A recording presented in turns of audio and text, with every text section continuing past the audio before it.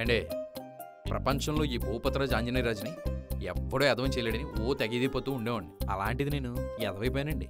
ఎదవంటే అలా ఇలా కాదండి, ఎదవన్నారు ఎదవైపోయాను. అది ఎలా జరిగిందో మీరే ఓ లుక్కేసేయండి. ఆయ్ ఏం సార్, మేడం గారికి చూపించి మేడం గారు ఓకే అన్న తర్వాత నాకు ఓకే చెప్దామని మనసులో అనుకుంటున్నారా? అంత లేదు. లేడీస్కి చెప్పడాలు వాళ్ళు చెప్పిందండాలు మా ఇంటా వంటలేవు.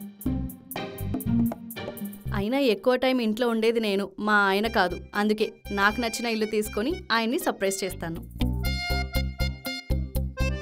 మీరు క్యాష్ తీసుకోండి.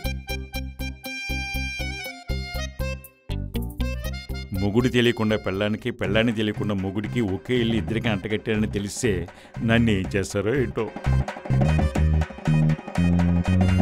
రెంట్కి ఇల్లు చూస్తున్నాం. టూలెట్ బోర్డు చూసి కాల్ చేశాం.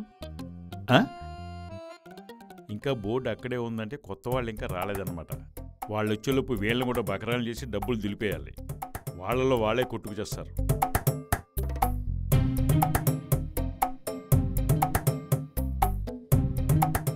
ఇప్పుడు నేను ఎలా ఎదవైపోయాను మీకు క్లారిటీ వస్తుంది కదండి. కానీ ఎలా ఎదవన్నారు ఎదవైపోయాను అది కూడా చూసేయండి. ఇప్పుడు చివరికి ఒకే ఒక ఆప్షన్ మిగిలింది. అదేంటంటే మీరందరూ కలిసి ఉండటం. అందరం కలిసే ఉండాలా? బాబా నువ్వే ఏదో ఒకటి చేసి మేము ఇక్కడ ఉండకుండా చూడు. బావకి కళ్యాణ్ గురించి తెలిస్తే ఇంకేమైనా ఉందా? రిలేషన్షిప్లో ఉన్నప్పుడు ఇది నన్ను పెట్టిన టార్చర్కి ఇక్కడే ఉండి దీని మీద రివెంజ్ మొత్తం తీర్చేసుకోవాలి. ఇక్కడే ఉంటే నన్ను మిస్ చేసుకున్నందుకు వీడు జెలస్ ఫీల్ అయ్యేలా చేయొచ్చు.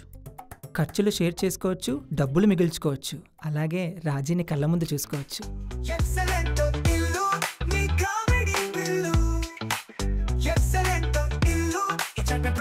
Full